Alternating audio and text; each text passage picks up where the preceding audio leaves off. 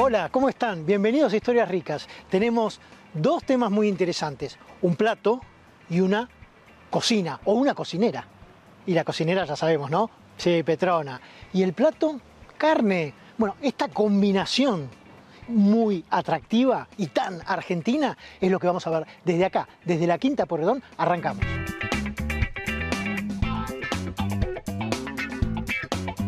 Tenemos un capítulo que te aseguro te va a llegar al corazón. ¿Por qué? Porque vamos a hablar de dos íconos nacionales. Primero, Petrona C. de Gandulfo y además el asado de tira.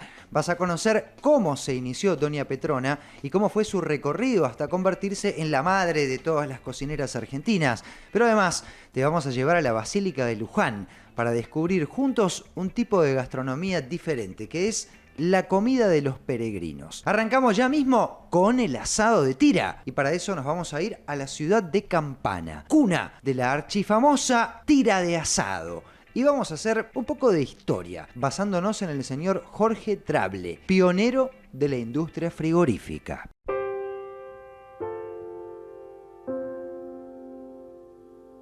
Todo esto que estamos viendo tiene que ver con George Drable, que acá se convirtió, cuando llegó a la Argentina, en Jorge Drable. Él vino a hacer negocios vinculados al ferrocarril, vinculados a los bancos, pero de repente descubrió el tema de la carne.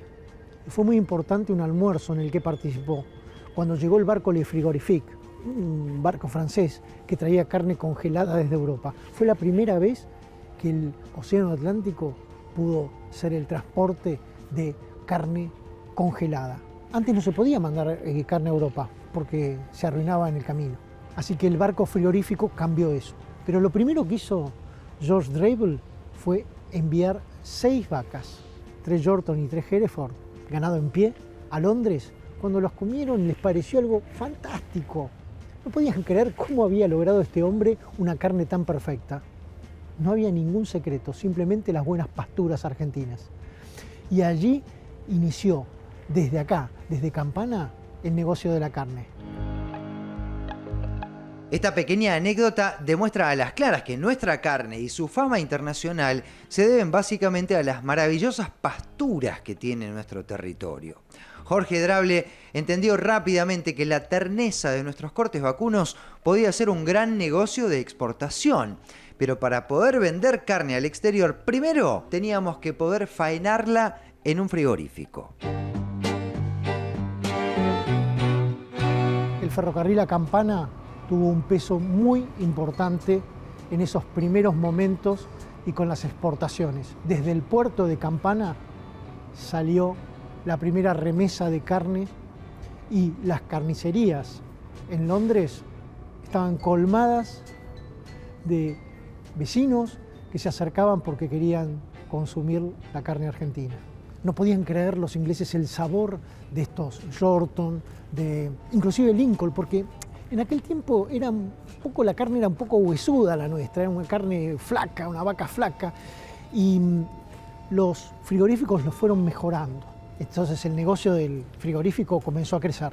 De hecho, contagió a toda la Argentina. Todos querían vender vacas, vender carne al exterior.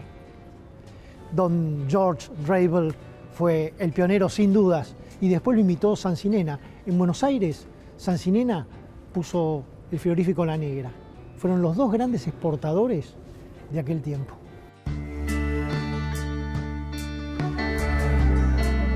Así nace el negocio de la carne en nuestro país, acá, en la ciudad de Campana, con su frigorífico y con su puerto que permitía llevar el producto hacia Europa. Pero hay una historia todavía más interesante. Hoy casi todos los argentinos comemos asado de tira, pero ¿querés enterarte cómo nació este noble corte vacuno? Para eso fuimos a charlar con Claudio Valerio para entender cómo fue la génesis de nuestra querida tirita de asado.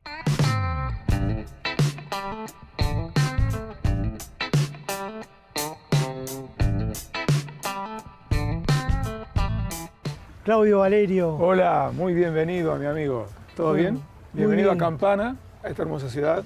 Fantástico, estoy muy contento de estar aquí y de conocerte porque vamos a hablar un poco de la carne, de la importancia de Campana en todo el proceso, en las exportaciones, etc. Me imagino que nos vas a hablar de Jorge Drable, ¿no? Sí, el inicio de las exportaciones de carne comenzó en 1880, arrancó en Australia, primeros indicios de exportaciones de carne congelada, después en Nueva Zelanda, y debido a que en este país había unas pasturas, se dijo, bueno, empecemos a comercializar carne desde Argentina. Y don George Drable vino para aquí, vio este hermoso río, que tiene un puerto natural de aguas profundas, y tuvo la visión de decir, bueno, instalemos aquí un frigorífico. Por lo tanto, ¿eligió él Campana? Sí, él eligió Campana. Aguas profundas, se evitaba el dragado, esto era un lugar ideal como para dedicarse a las exportaciones de carne. Muy bien, tenemos un puerto en óptimas condiciones y el ferrocarril. Sí, señor. La historia del ferrocarril nace allá por 1870 con un Guillermo Matti. Guillermo Matti era un amigo de los dueños de lo que serían las tierras estas, los hermanos Costa. Y para venirlos a visitar, 2 por 3 tenía que venir por río hacia aquí. Y un día tuvo la visión, ¿por qué no unir la ciudad de Buenos Aires con Campana a través del ferrocarril? Y eso fue lo que hizo. Hizo la propuesta al gobernador de ese entonces, Emilio Castro. Emilio Castro era amigo también de los hermanos Costa, vio la posibilidad y comenzaron a hacer las gestiones para construir el ferrocarril. Sin duda, pero el frigorífico comenzó a crecer, comenzaron las exportaciones y allí vos has hecho una investigación muy puntillosa acerca de un tipo de corte de carne. Así es. Pero contámelo, por favor. Muy bien. Allá por 1882, don George Drable hizo la inversión, instaló el primer frigorífico en la Argentina y de Sudamérica, el River Plate Fresh Meat Co. En este frigorífico las exportaciones iban prácticamente todas a Inglaterra y Europa, pero el principal cliente de las exportaciones era Inglaterra. Sin duda. De esas exportaciones se exportaba cuarto trasero, cuarto delantero. El cuarto trasero, llamado también corte pistola por la forma que tiene, se exportaba por una sencilla razón, costo-beneficio, mucha carne, poco hueso. Muy bien. El costillar, todo el costillar, la franja del medio de la vaca, era descartada. Entonces, los empleados obreros del frigorífico, al ver esos descartes, comenzaron a fraccionarlos, Sí. a cortarlos en tiras y se los llevaban a la casa. La tira de asado, me estás Y diciendo. esa es la tira de asado.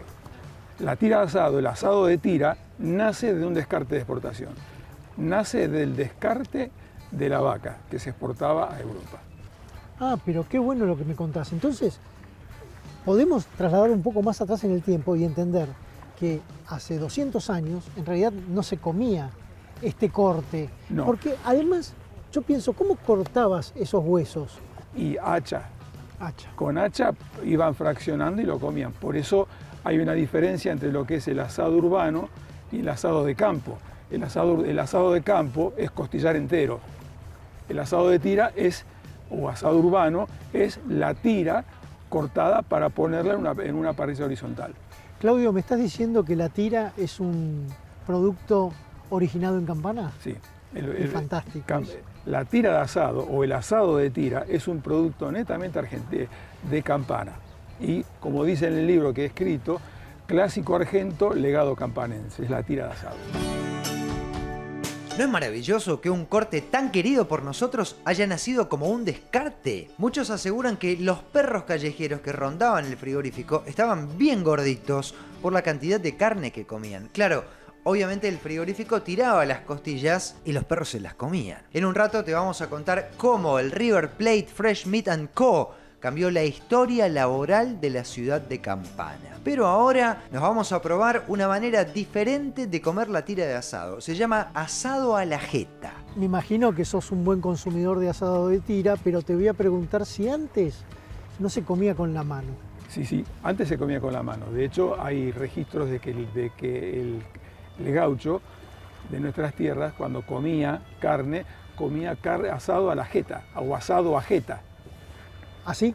O sea, agarraba el pedazo de carne, se lo ponía en la boca y con el cuchillo, con el facón, cortaba el pedacito que iba a comer. Un poco peligroso, cuidado. Un poco peligroso, porque dice que más de un paisano cuando estaba medio bebido, porque también se consumía mucho, corría riesgo de que se le corte la nariz. Excelente, tenemos que ir a probar entonces rápidamente, Vamos. Pero con este sistema que me dijiste. Vamos, dale.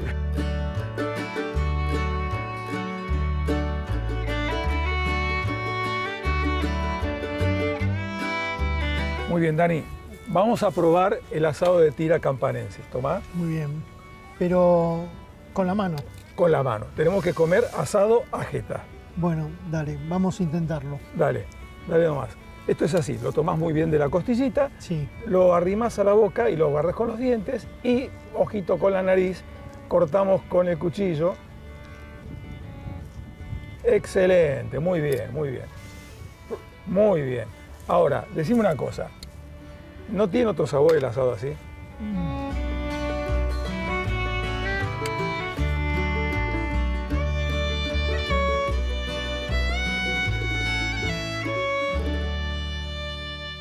Daniel se quedó sin palabras después de probar un clásico asado a la jeta. Ahora te propongo irnos mucho más atrás en el tiempo, pero muy atrás, a los primeros hombres. Vamos a descubrir cómo nació esto de andar asando la carne. ¿Qué fue antes? ¿El huevo o la gallina? Pregunta milenaria. Sin embargo, uno imagina que primero fue el huevo porque ya los dinosaurios ponían huevos antes de que existieran las gallinas. ¿Qué fue antes? ¿El fuego o el asado? En realidad, nuestros ancestros dominaron el fuego en un momento en que ya mucho tiempo antes comían carne asada. ¿Y eso por qué lo hacían? Porque se dieron cuenta que una carne chamuscada por un rayo, por ejemplo, les permitía digerirla de una manera mejor. La digestión era más sencilla que la carne cruda y aparte les pareció más rica. Y eso de reunirse en un fuego para poner una carne les dio más calor, los hizo vivir en una pequeña comunidad y además ese fuego ahuyentaba los peligros, los animales peligrosos, los que los podían atacar. Así que el fuego y el hombre se hicieron rápidamente amigos y allí el asado comenzó a existir. Ayer, hoy y siempre la parrilla, el fuego han sido lugares de encuentro. Donde hay un alimento puesto al fuego, la gente se junta, pero no solo para comer, sino también para departir, para disfrutar. Antes estuvimos hablando del frigorífico de Campana. Este gran centro de faenado y exportación cambió la lógica de toda la ciudad. Campana es una ciudad que respira cultura de trabajo. Y de eso es de lo que vamos a hablar con un laburante, que a su vez es un grandísimo chef.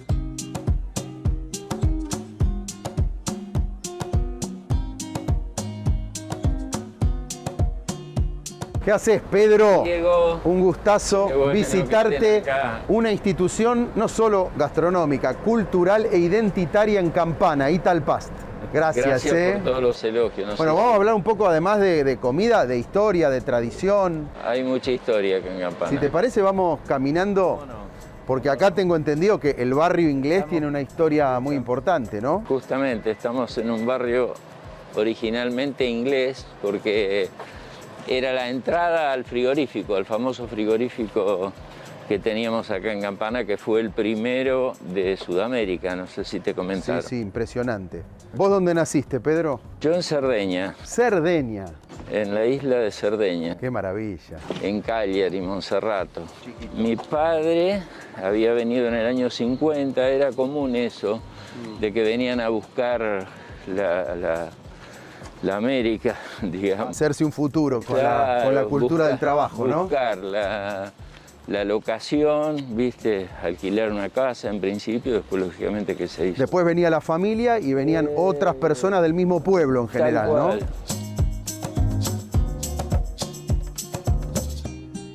El frigorífico Fresh Meat Co. Es una de las instituciones más importantes de la zona en lo económico. Además fue una de las grandes inversiones en Sudamérica entre la última parte del siglo XIX y principios del XX. ¿Qué tiene que ver este lugar con esa historia, Pedro? Esta era una sede urbana, digamos, de lo que era el frigorífico. Como verás, hay ventanas arriba que seguramente que habría oficinas. Acá era la entrada realmente de la carnicería. Ahí tendrían una entrada para camiones. Fíjate el tamaño que tiene esto, es una cuadra. Sí, gigante, es casi una manzana. Sí, es que toda la manzana era de ellos. Y ahora van a ver la foto donde están los que despachaban, de qué forma, con qué elegancia se hacía, realmente bien londinense. Además hay que recordar, Pedro, que en el siglo XIX, en la primera etapa, casi como que la carne no tenía valor, porque lo que valía era el cuero y el cebo, hasta que llegó la tecnología de enfriado y se pudo exportar, Tal cual, la carne tenía valor 24 horas, 48, lo que duraba. Se pudría, se ponía fea. Si no había que salarla y ya ahí bajaba el valor. Hasta que empezó a exportarse, por eso en toda la zona esta del Paraná hay varias inversiones de frigoríficos. Exacto, son los primeros frigoríficos en Sudamérica.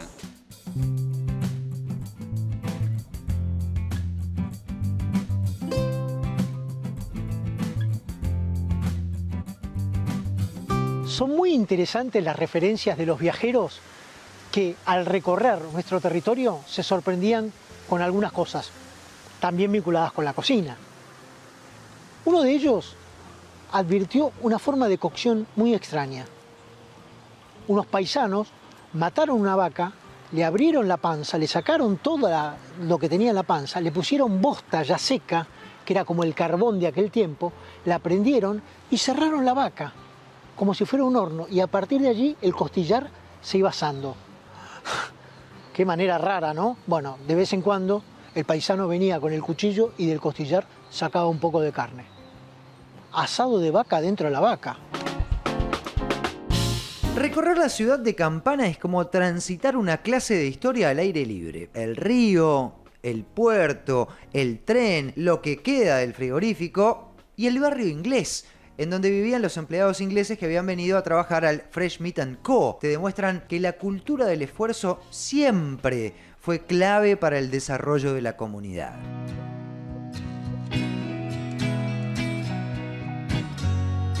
Acá lo que veo, Pedro, es que se juntan muchas historias de la cultura del esfuerzo. La inmigración, la población, el ferrocarril y por supuesto ahora la industria. Cuando se terminó el ciclo del frigorífico, empezó el de la industria, básicamente, que es una industria que vino de Italia, de aceros, de tubos de acero específicamente. La siderúrgica. La siderúrgica, que antes se traían los lingotes para fabricar los tubos de Italia, pero después se hizo realmente la fundición. O sea, acá. Campana no sería lo que es sin la industria. No, sin ninguna duda.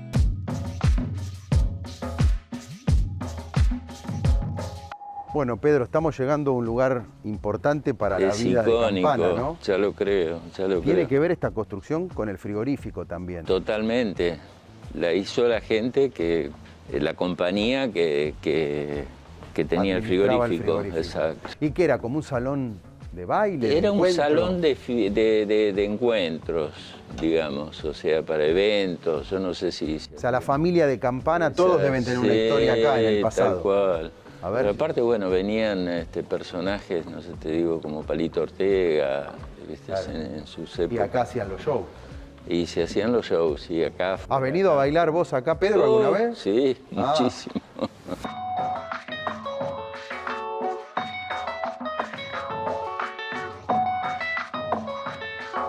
Bueno, ¿y cuándo arrancaste vos con el hoy famoso Italpast? En el año 95. ¿Es cierto que este Italpast, que hoy es visitado por gente de todos lados, primero era una fábrica de pasta, empezaste a vender pasta, funcionaba, pusiste una mesita, la gente empezó a venir y de golpe Así fue. se convirtió en un restaurante? Muy de a poco, pero sí, de golpe después sí. O sea, nació fábrica de pasta Sí, y mutó en restaurante. exacto. Qué lindo. La gente quería comer ahí, qué sé yo, y una mesita y otra. Empezamos en la vereda, con mesas de plástico, muy elemental todo. ¿Y quién amasaba? Y yo. ¿Vos amasabas? Qué maestro. Y mi madre también, vos sabés que muchos años, no sabés la mano que nos ha dado. En Italpast queda todo en familia. Pedro, su esposa Mona y sus 2 hijos todos los días preparan recetas con gusto italiano y sabor argentino. Y hablando de sabores y de carne, quiero que conozcas cómo una porteña patentó un sistema de cocción de carne con cuero. En la década de 1880, Carmen Gascón le escribió a su amiga Juana Manuela Gorriti para pasarle una receta de asado. Ella había aprendido en el campo, vivía en Buenos Aires, tenía un campo en la provincia de Buenos Aires, había aprendido a hacer el asado con un método un poco extraño. No lo podía poner en práctica en su casa porque vivía en el centro, muy cerca de la Plaza de Mayo. Pero un día fue invitada a comer un asado en Belgrano, que en ese momento el barrio de Belgrano era como una zona de quintas. Y allí dijo, déjenme a mí, a los señores. Enterró la carne, asado con cuero, con el cuero para arriba, la carne para abajo, en un pozo de unos medio metro, 3/4 de metro. Lo tapó y lo tuvo 2 horas así. Cuando lo sacó, lo pusieron al fuego, se hizo rapidísimo y los señores se felicitaban del rico asado que habían comido.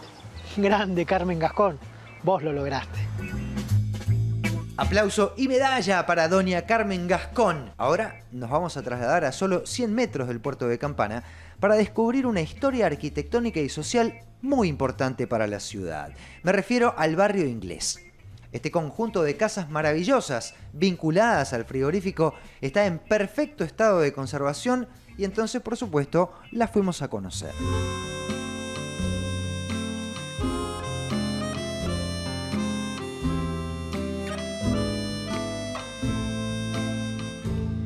Bueno, María Gracia, gracias por recibirnos. El famoso barrio inglés de Campana. Sí, ¿Cuánto hace que estás acá? 41 años. Bueno, ¿y cómo es vivir en el barrio inglés? Es muy tranquilo. Somos todos, nos conocemos todos, estamos conectados por WhatsApp, pero es muy tranquilo. Es muy tranquilo. ¿Todas las casas son parecidas? ¿Todas tienen un lindo jardín? Todas estas sí, todas estas tienen Sí. toda la cuadra. Las de allá son más chicas, Ok. pero igual son todas lindas, todas tienen su chimenea adentro y muy linda. Bueno. ¿Y cuál es la historia del barrio? ¿Qué recordás vos que estás hace más de 4 décadas acá? Y lo que me han contado es eso, que vinieron los ingleses para el frigorífico y construyeron sus casas como ellos sabían hacerlo. ¿Nos mostrás un poquito la casa? Sí.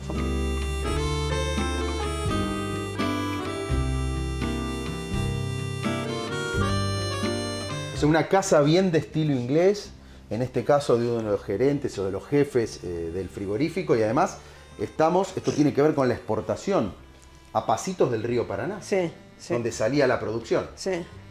Y miren, la escalera es original. La escalera hermosa. La chimenea también. ¿Todas las casas tienen chimenea? Todas. ¡Qué bárbaro! Sí, sí, sí. Y era la única manera de calentarse. Claro. Pero era a coque, creo. Ahora ya es a gas, pero en su momento se usaba leña. No, esta, claro, nosotros no la usamos, la tenemos de vista. Muy bien. Estas son originales. Bueno, aparte lo que veo es que tiene ventanas grandes y tiene mucha posibilidad de que entre luz y además hay verde alrededor. Sí, sí, sí. Gracias, ¿eh? No, por favor.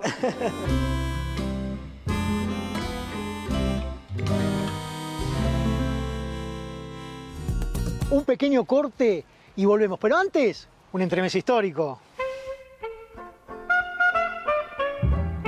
La historia tiene que ver con un personaje muy conocido, pero vamos a hablar del orosús, un dulce que se comía en todo el territorio y que era como un chupetín para todos. El orosús era la golosina del 1900. Y entonces la historia se conecta porque Dante Quinterno en 1928 escribió para el diario Crítica la historia de un cacique que se llamaba, escuchen el nombre, Curúa Guariguari. Nombre rarísimo. Bueno, el editor le dijo, no le podés poner ese nombre, poner un nombre fácil como si fuera la pasta de orosús. Y él dijo, bueno, Patorosús.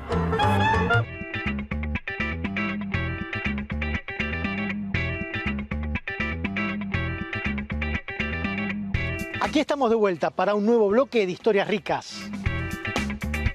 Segundo bloque de historias ricas y lo prometido es deuda. vamos a contarte la historia completa de la cocinera mediática más importante de nuestro país. Comencemos entonces a desandar la historia de la legendaria Doña Petrona C. de Gandulfo.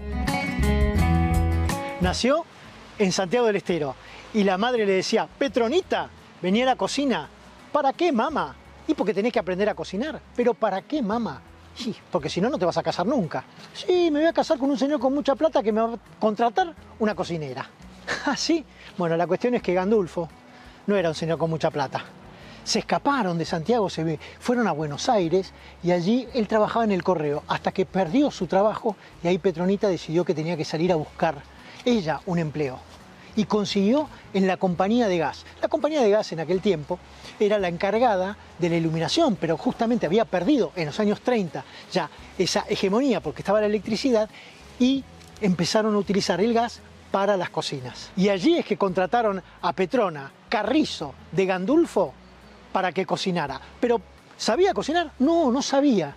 Y justamente lo que querían mostrar era que hasta una persona que no tenía ni idea, una inútil en la cocina como Petrona, podía utilizar las cocinas. Y empezó a hacer demostraciones en los teatros para las ecónomas, así se le decía a las amas de casa en los años 30, para las ecónomas. Entonces en esas preparaciones, en esas demostraciones de la cocina, Petrona tuvo un arranque malísimo. 3 veces se le cortó la mayonesa. 3 veces. Y sin embargo, siguió adelante. Terminó aprendiendo, ¿no? Claro, Petrona empezó a tener una fama importante porque no solo estaba en los teatros, sino que la contrataron de la revista Caras y Caretas y años después en la radio, con lo que era una cocinera mediática. Uno la podía ver por todas partes. Y allí a ella se le ocurrió, ¿por qué no escribo un libro? Pero ¿por qué quería escribir un libro, Petrona? Porque cuando terminaban sus actuaciones en el teatro, se le acercaban las amas de casa para preguntarle, ¿cómo tengo que hacer tal cosa? ¿Cómo tengo que hacer tal otra? Y ella tenía respuestas para todo. Y dijo, esto es para hacer un libro. Y decidió escribir un libro de recetas que presentó a las editoriales, a las principales de aquel tiempo, y a ninguna le interesó mucho. Entonces lo hizo con un socio, en realidad un amigo del marido, y entre ella y el marido y el amigo, entre los 3, hicieron el libro de cocina de Petrona Carrizo de Gandulfo, el libro de Doña Petrona. Ese libro terminó siendo un bestseller, en realidad el libro más vendido de nuestra historia, e inclusive el libro que más veces se perdió de la Biblioteca Nacional. Es que a todas las mujeres que se casaban, casi les daban el anillo y el libro de Petrona. Además, la cantidad de recetas y de alternativas que ella presentaba no se encontraban en ninguna otra parte. Petrona, escritora, cocinera, mediática y una genia. Buenas tardes, mucho gusto. ¿Qué nos va a preparar hoy, señora? Una masa de lo más económica para hacer factura. Perfecto, que muy rica, la vi y es muy linda. Y muy fácil. Cuando se corta la mayonesa es un misterio, eso se decía. Algunos porque la miramos mal, otros decían porque la mujer está en su momento. Bueno, Petrona entendía que el problema estaba en el aceite. Hay que echar aceite muy despacito. Si es muy de golpe, se corta. Y otro consejo de Doña Petrona, cuando asamos carne en el horno, si la pieza es chica, fuego fuerte. Si la pieza es grande, fuego lento. Gracias, Petrona.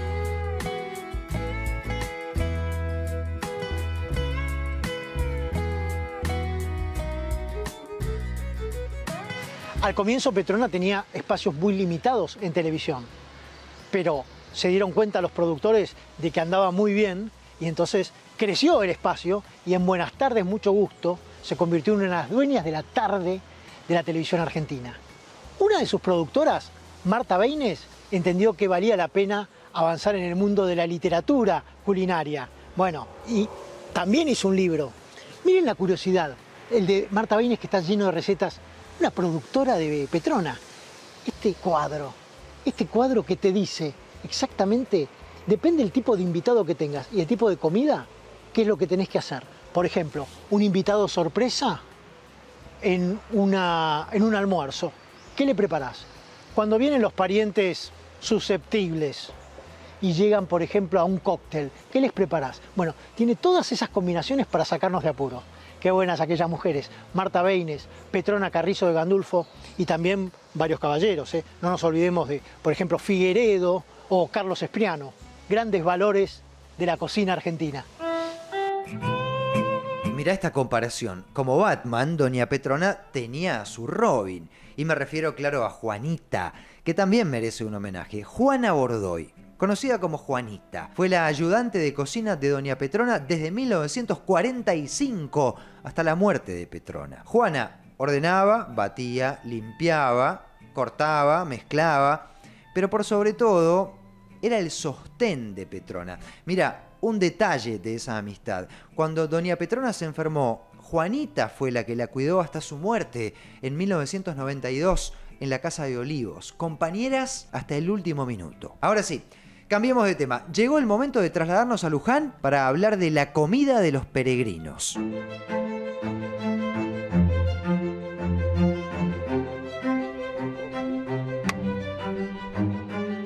El peregrino siempre llevaba un poco de comida. Las empanadas, por ejemplo, eran comida del peregrino. Claro. Por ejemplo.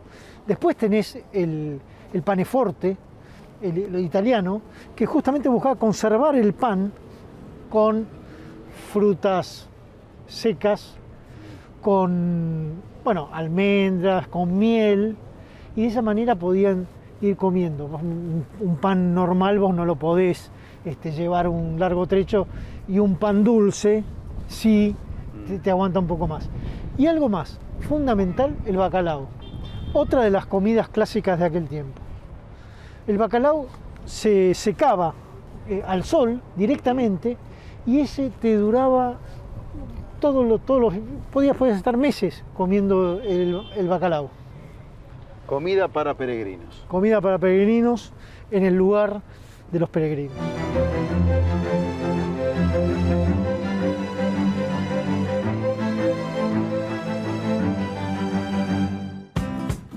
Juan de Altamira, que era un franciscano del siglo XVIII, creó un aparato para poder freír varios huevos a la vez.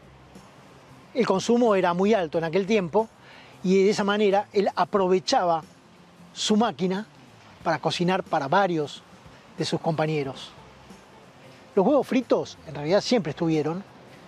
En general se hacían con grasa de cerdo y nosotros los llamábamos huevos estrellados porque se tomaba un huevo y se lo estrellaba directamente contra esa grasa, contra la sartén, y empezaba a hacerse el huevo que no se imaginen que quedaba perfecto. Estrellado era porque lo tiraban y que sea lo que Dios quiera. Cocina de peregrinos, cocina y recetas de monasterios. Es increíble la cantidad de platos que todavía hoy comemos y que fueron creados en los claustros de la fe. Son famosas las recetas tanto de frailes como de monjas. Y hablando de fe, llegamos a Luján y no podíamos dejar de visitar por dentro a su magnífica basílica.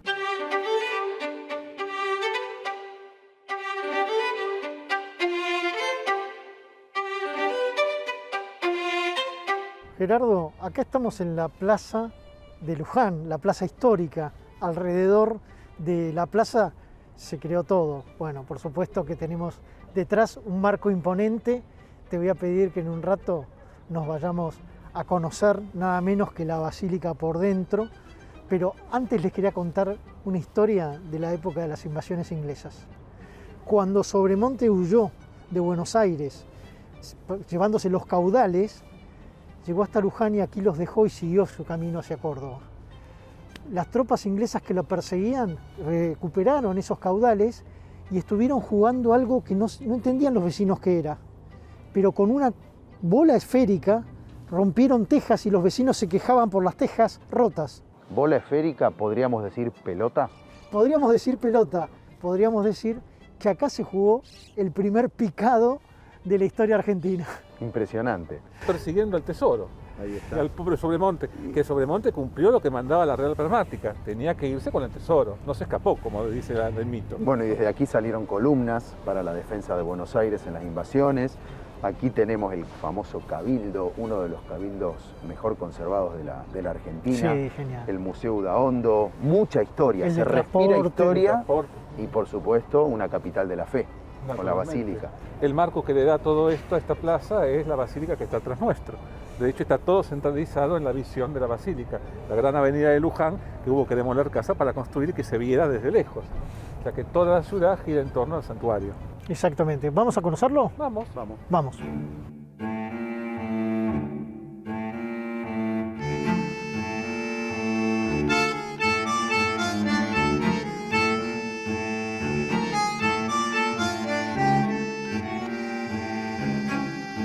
Estamos en Luján, estamos en la Basílica, estamos en medio de la historia de, bueno, casi 400 años de vida de la comunidad de Luján, pero también estamos con Gerardo, que seguramente nos va a enseñar un montón de cosas, ¿no, Diego?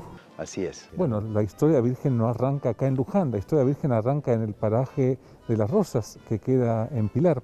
Ahí es donde la carreta famosa, que todos conocemos el cuentito, va a parar. El convoy de carreta. El convoy de carreta que va hasta Santiago del Estero. Entonces va a parar en el paraje de Las Rosas, en la estancia de Don Rosendo, y ahí va a ser el tema que la carreta no arranca. Con el paso del tiempo, Don Rosendo, la estancia queda en olvido, Don Rosendo se muere, y Ana Matos va a ser la que va a comprar esa estancia y va a traer la imagen de la Virgen acá, a su estancia en Luján, que por supuesto no era lo que es hoy día, estamos hablando, ¿no? Entonces ahí es donde aparece la Virgen en Luján, con la compra de Ana Matos, que hace de la estancia y de la imagen de la Virgen y del esclavo que tenía la Virgen, que es el negro Manuel. ¿Cómo era esta imagen de las carretas, las vírgenes que venían de Brasil por un encargo de un portugués? ¿Cómo es esta historia? El portugués vive en Santiago del Estero y le encarga a un amigo suyo en San Pablo que una imagen de la Virgen para hacer una capilla. El portugués, que vivía en Brasil, le manda dos imágenes. Una que es la Virgen, la pura y limpia Concepción, y otra que es la Virgen con un niño. La de Luján, que es la pura y limpia Concepción, se queda aquí en Villarrosa, y la otra sigue hasta la actual Sumampa, que es la Virgen de Sumampa.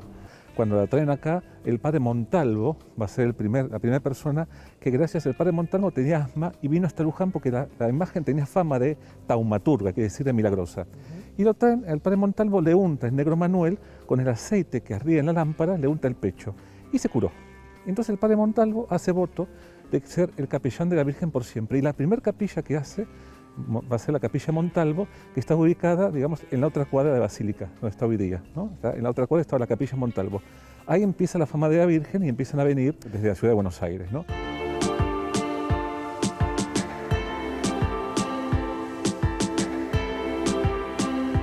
La imagen de la Virgen de Luján empieza a ser prácticamente nacional, con la imagen de Perón, que la va a nombrar de todo. A la pobre Virgen de Luján tiene patronazgos de todo lo que se te ocurra. Fue Perón el que la va a coronar como patrona de las rutas argentinas, los ferrocarriles. ¿Vieron que en la estación de ferrocarril hay una Virgen de Luján?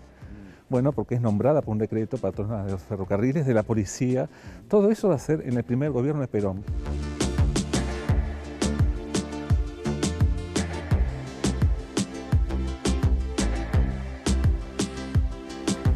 Yo diría que estamos a espaldas del altar, porque no sabría especificar exactamente, pero vos, Gerardo, nos vas a decir dónde estamos. Bueno, mira, podemos especificar que si la Luján es el cuerpo de la fe, este es el corazón del cuerpo. Estamos en lo que se llama el camarín de la Virgen, ¿no? Acá es donde la gente tiene un contacto más directo y más cercano con la imagen de la Virgen, que está allá arriba, y donde más cerca la puede ver. En la basílica se ve desde muy lejos. Este reducto muy pequeño da para que la gente tenga un contacto, una intimidad, una oración. Acá es donde, cuando viene el rector nuevo, asumen este lugar y después va al templo. Acá es donde las visitas privadas de los papas que han venido, digamos, Juan Pablo y, bueno, Bergoglio, venían acá a rendir homenaje, y es el lugar más recoleto y más pequeño dentro de la basílica para tener un contacto y una intimidad con la Virgen, ¿no? Exacto, la zona más íntima. Y viste, Diego, que tenemos encima una gran lámpara. Una gran lámpara, muy grande. Que tiene una historia de participación y de colecta vecinal, sí, ¿no? Sí. En realidad esta lámpara se hizo con todas las donaciones y los exvotos. Los exvotos son las promesas que dejaba la gente de plata, ¿no? Y se fundieron, ¿no? Y se hicieron esta lámpara, que es la lámpara votiva de los argentinos.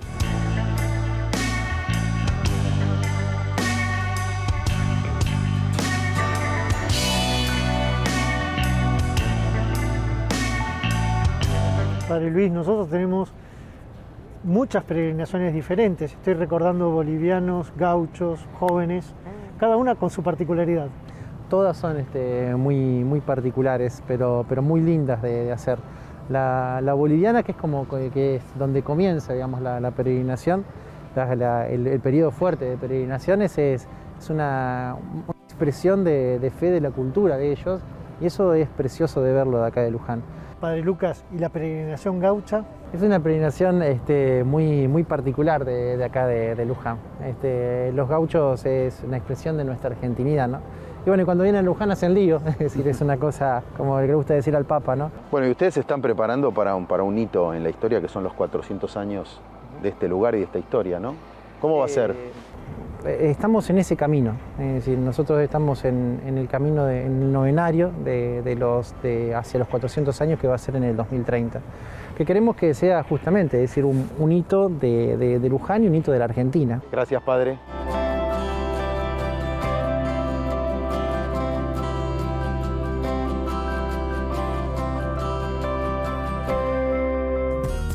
¿Y cómo venimos? Miren, atrás un laberinto para los chicos, por supuesto, en estos jardines jugaban siempre. Un corte y ya volvemos. En 1856 se creó el Mercado del Plata, muy cerca de donde hoy está el obelisco. Era el mercado más importante de Buenos Aires en aquel tiempo.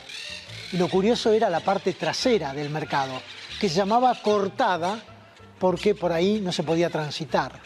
En esa cortada que hoy se llama Carabelas, hubo muchos hoteles y restaurantes. A uno que se llamaba Doria llegaba todas las noches un uruguayo, Florencio Sánchez, con un montón de formularios de telegrama que había quitado del correo, y le decía al mozo, café y tinta. Llegaba el café, llegaba la lapicera y se ponía a escribir. En 1903, en el Café Doria, detrás de los papeles de telegrama, escribió mi hijo el doctor.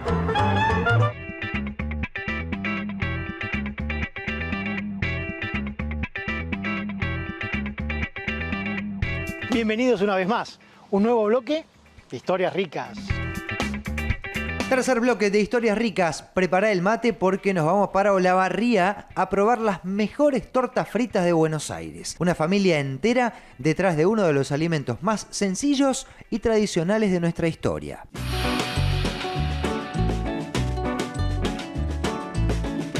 En las afueras de Olavarría, nada menos que para probar en pan caliente, sí, las tortas fritas, las que acompañaron a toda la historia argentina.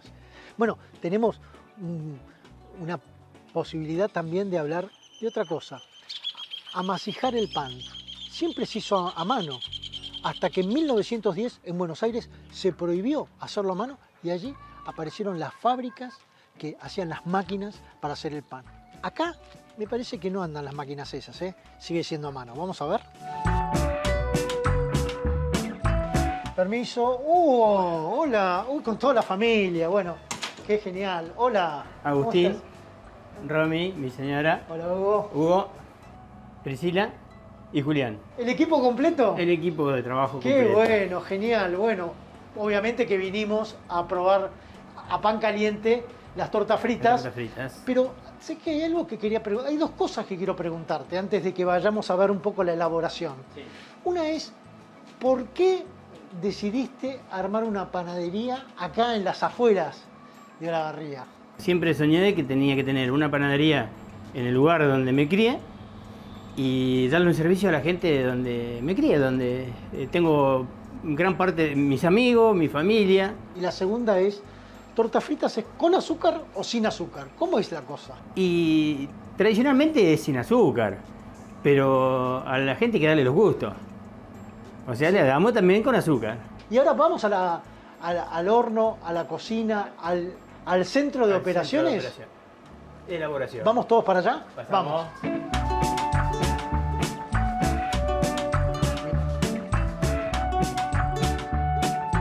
Hugo, los ingredientes principales para hacer las tortas fritas. Primero y fundamental, harina, Harina, sal sal, y grasa, materia grasa. manteca de grasa. Materia grasa, o sea, puede ser manteca, pero la tradicional torta frita es con grasa. Sí, señor. es con grasa. Esa es la tradicional. Excelente. Y agua. Y agua. Agua natural. Con 4 elementos. Con 4 elementos hacemos la torta frita. Avanzamos. A ver, mostrame un poco.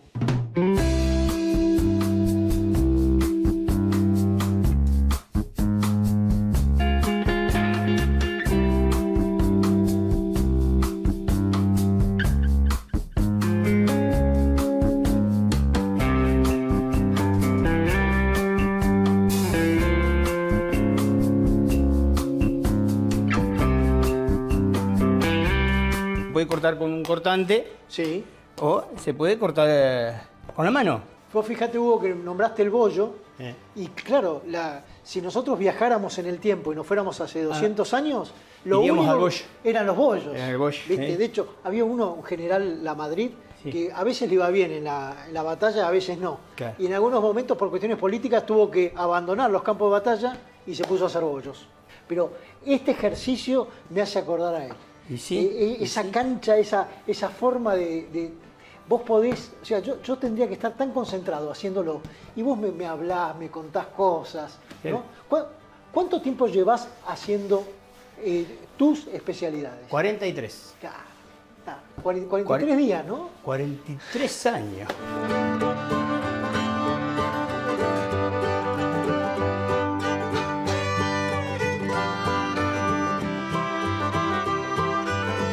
¿Vos qué horno tenés? Yo tengo hornos. Lo hice a mi manera, como cuando empecé.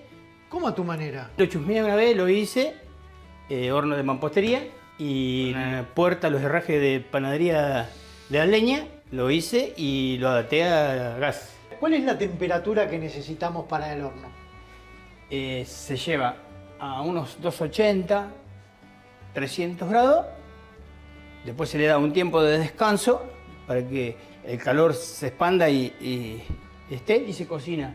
240, 250, de ahí empieza a bajar porque a medida que uno va trabajando y va terminando el gozo va bajando la temperatura. Claro. Entonces se termina cocinando 220, más o menos es lo que queda final el día. Acá siento el calorcito. Sí. Siento el calorcito. ¿Seguimos con las fritas? Seguimos con las fritas. Ah, mirá, acá están. Bueno, a ver, contame. Bueno. ¿Cómo estamos? Acá estiramos los bollitos. Sí. Los preparamos, ya los tenemos listos para freír. Muy bien. ¿Y en el medio? En el medio un agujerito, ¿para qué? Para que cuando entren a la temperatura, o sea, no se forme el globo. Se hagan para el costado y no se forme el globo. Excelente. Y listo, ahí a la freidora. A la freidora.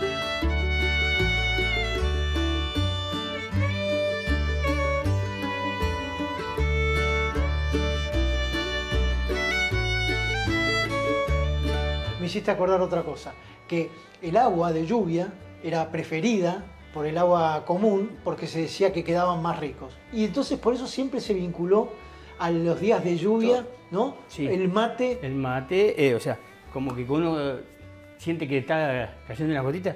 Qué lindo para hacer torta frita, lo primero que dice, es lo primero que sale. Exactamente, Sí. Combinan perfectamente Sí. el mate, las tortas fritas Y la lluvia. y la lluvia.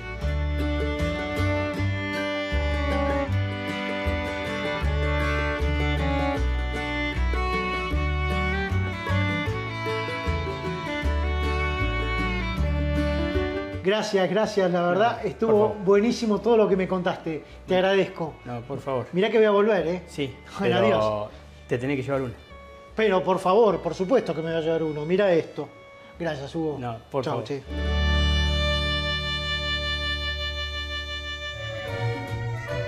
Ahora sí, llegamos al final de nuestro programa. Hoy descubrimos cómo nació el asado de tira. También fuimos testigos de un frigorífico que cambió el rumbo de toda una ciudad. Más tarde comimos asado de jeta y le rendimos un homenaje a la grandiosa Petrona C. de Gandulfo. Y finalmente nos fuimos para Luján, recorrimos su basílica y te contamos qué comían los peregrinos. Qué gran programa. Una cocinera de lujo y con esto un homenaje a todos los cocineros de nuestra historia. Y carne. ¡Ah, qué sabrosa! Bueno, muchas gracias. Nos vemos en el próximo capítulo de Historias Ricas. En el próximo capítulo de Historias Ricas vas a conocer cómo nació la galleta de campo y vamos a comer pescados desde el mismísimo río Paraná. Vas a descubrir la historia de una milanesa con sorrentinos arriba y vas a almorzar con nosotros en Tomás Joffre. Ya sabes, nos vemos la semana que viene en el próximo Historias Ricas. ¡Chao!